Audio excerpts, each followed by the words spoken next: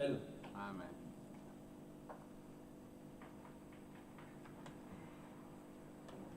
What Jesus was saying here, you cannot survive without me. You will be thirsty. And if you are thirsty, you cannot survive without me. You need this water. You come and drink. He's inviting each and every one of you. And yet, when Jesus is inviting, kasi hindi si Jesus ang nasasabi. Nung tinanong ko kayo, if Jesus will come, lahat kayo nag-amen. What if a servant of God will come here? Come, all of you who are heavily laden, and give you rest. Will you come? Hello? Or naupo lang kayo dyan. Hindi ako thirsty. Dry ako. See? So that is why you go home, you go out, frustrated. Hindi niyo kuha ang gusto ninyo. Because you did not come to the Lord. You are not thirsty. You said you are thirsty. You are asking God, Lord, bakit ganito? And yet when Jesus made an invitation, come to me, all of you, who are heavily laden, and I'll give you rest, you will not come.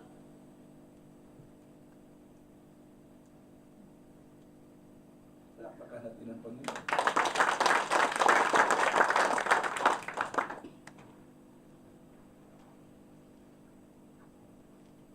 Continue sa verse 38.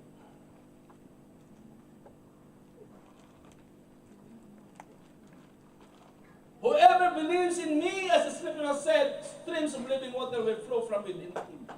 Amen. If you believe in Jesus, it will come. Streams of living water will flow into you. What does it mean? When streams of living will flow into you, you have water, no more dry place. You are given the Holy Spirit to sit on.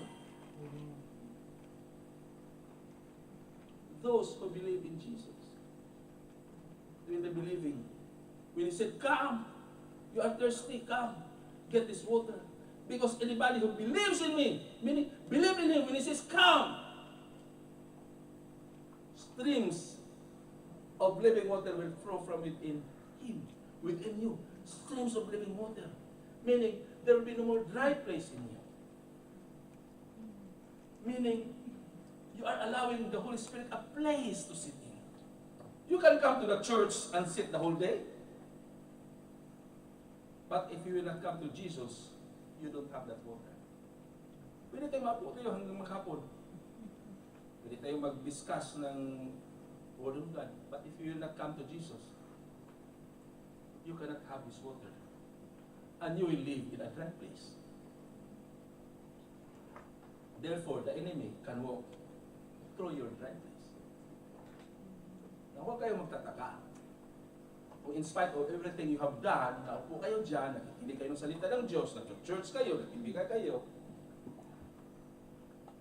nag-pray kayo, kasama kayo sa praise and worship, and yet, nothing improves in your life.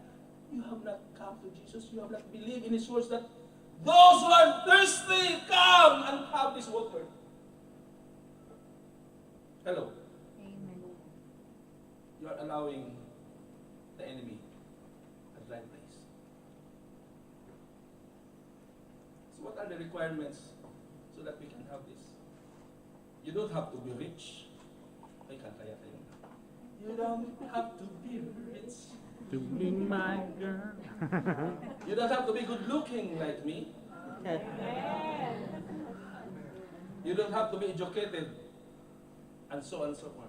The requirement is believe in Jesus.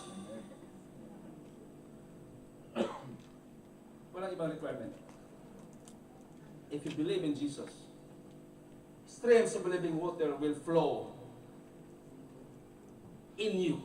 Amen. Therefore, no more dry places. If no more dry places, as what I have said, you are giving a place for the Holy Spirit to sit. Therefore, no enemy can walk through there. Walang magagawa ang kaaway sa buhay mo. Then you can see improvement in your life. All you have to do is believe and come to Jesus. Now, there was a story na banggit ito kanina ng mag-praise si Brother Johnny. A strange story, a strange conversation doon po sa John chapter 4 verse 1 about the Samaritan woman. Tingnan natin. Dalian lang natin ha, kasi medyo time na. The Pharisees heard that Jesus was gaining and baptizing more disciples than John. Continue. Although in fact it was not Jesus who baptized, but his disciples.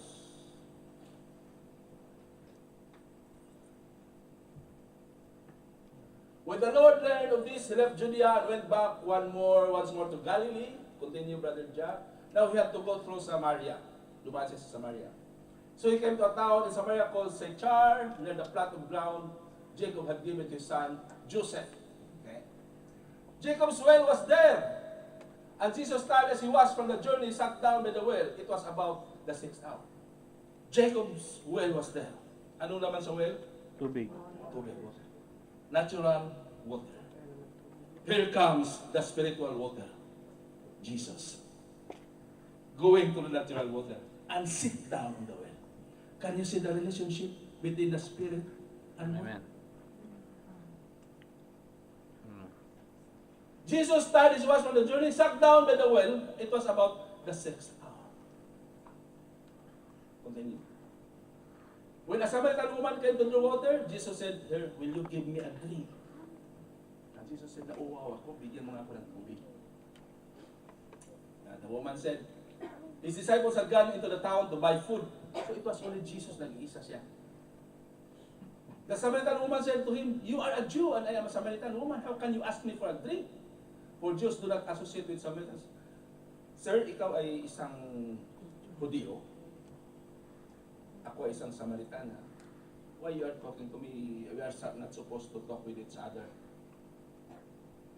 Jesus answered, "If you know the gift of God and who it is that asks you for a drink, you would have asked him and he would have given you living water." Sabi Jesus, kung alam mo lang kung sinong humihingi sa'yo ng tubig, palagay ko hihingi ka sa kanya at bibigyan kanya ng tubig na may buhay. Now the Samaritan woman, nagugulat siya. "Sir," the woman said, "you have nothing to draw with and the well is deep. Where can you get this living water?" So wala man na kayong timba. Nanghihingi ka na, paano ka magkuha ng tubig? "Are you greater than our father Jacob, who gave us the well and drank from it himself, as did also his son his flocks?" And here sabi niya, mas magaling ka pa ba kay Jacob? Si Jacob ang nagpatay dito. Yung anak niya, ginawa ito maganda. Yung anak ng anak niya, ginawa ito ng bahay-bahay. Yung man ko na, see? Ang alam din ng religion. Ako ang nagpagawa ng pundasyon ng church na ito. So, kami yung mga kanunuan namin ang naglagay ng mga bubong nito. Kami mga sino pa naglagay ng traditions. Jesus answered, "Everyone who drinks this water will be thirsty again. Those who drink this natural water," said Jesus, "will be thirsty again. But whoever drinks the water I give him will never thirst. Indeed, the water I give him will become in him a spring of water welling up to eternal life." Amen. Palakpakan din ang Diyos. This makes the woman thirsty. Kaya tinatawag, "Are you thirsty?" Nang sinabi ni Jesus na this water will bring into their life, this makes the woman thirsty. Sabi ng woman, "Sir, give me this water so that I won't get thirsty and have to keep coming here to draw water." Tamad ko. Sir, bigyan ako ng tubig para hindi na ako mauhaw at hindi na ako magtitimba dito. Nakakapagod. They told her, "Go, call your husband and come back."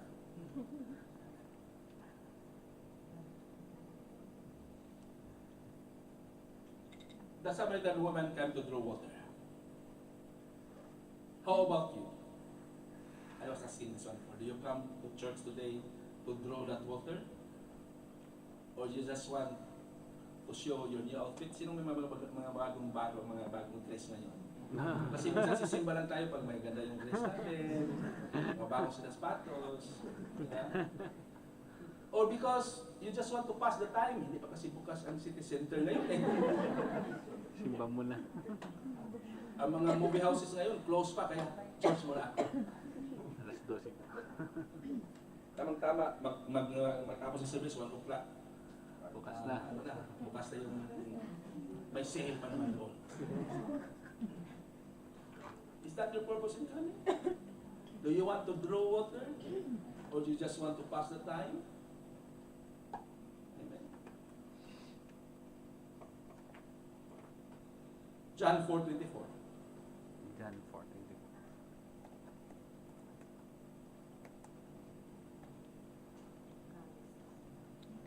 God is spirit, and his worshippers must worship in spirit.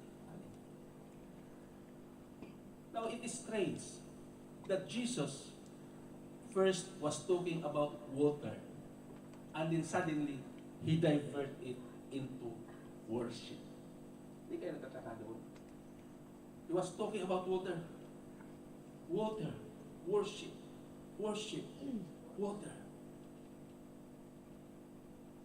Water, worship, worship, water. When we worship, streams of water, living water starts to flow. That is why worship is exclusive. Worship is personal. Because once you start worshiping God, streams of living water will flow into you. No more dry place. No more place for Satan to manipulate your life. You are allowing the Holy Spirit to sit in you. Worship is where the Holy Spirit will sit. That is why when we say when we worship God, we are calling the Holy Spirit. Do not worship God without the presence of the Holy Spirit. We need the anointing from the Holy Spirit when we worship Him. Because when we worship, streams of water will start to flow. When streams of water start to flow, it will attract the Holy Spirit. Amen? Amen. Gusto niyo yung anointing ng Holy Spirit? Worship God. Because when you worship God, streams of water will start to flow. And we said, the Holy Spirit is attracted to water. You are calling the Holy Spirit to stay in you. If you don't worship, church, you don't give the Holy Spirit a place to sit down. Kaya minsan dry ang nagpupulit tayo sa Panginoon. Observado ninyo. When we start praising and worship God, merong mga dyan na dry.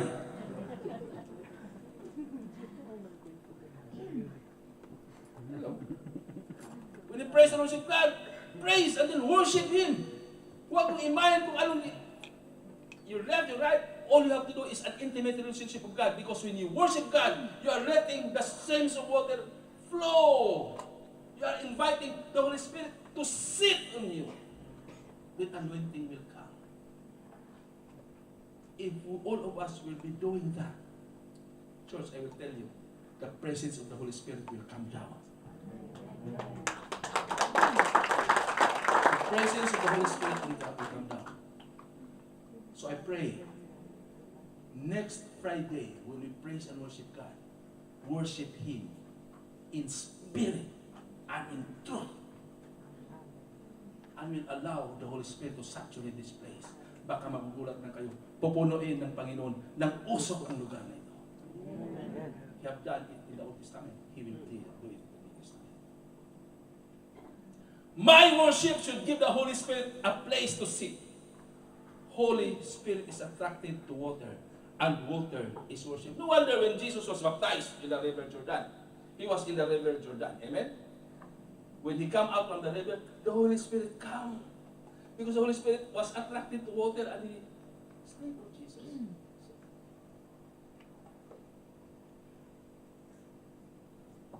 I have a question for you. You don't need to answer me. Answer it with God. Today, we are going in a worship service. Are you really worshiping God? Are you really worshiping God? When you worship, can you hear the flow of living water, stream of living water coming out from you? Can you hear it? Naramdaman ba ninyo ang flow ng tubig na lumalabas sa iyo when you worship? There should be that sound of living water flowing out. Because, remember, the Holy Spirit is attracted to water. And water is worship. That is why when Jesus speaks to the woman, he mentioned about the water. And then suddenly, he diverted into worship. Amen? Amen. So, church, we worship God. Worship Him in spirit and in truth. So that you will not allow a dry place in your life. And if there is no dry place in your life, you are closing the door of the enemy to walk in through you. And if the enemy could not walk in through you, that's the time God can do something for you. Be thirsty. Amen? Amen. Palakpakan ng Panginoon. Can we all stand?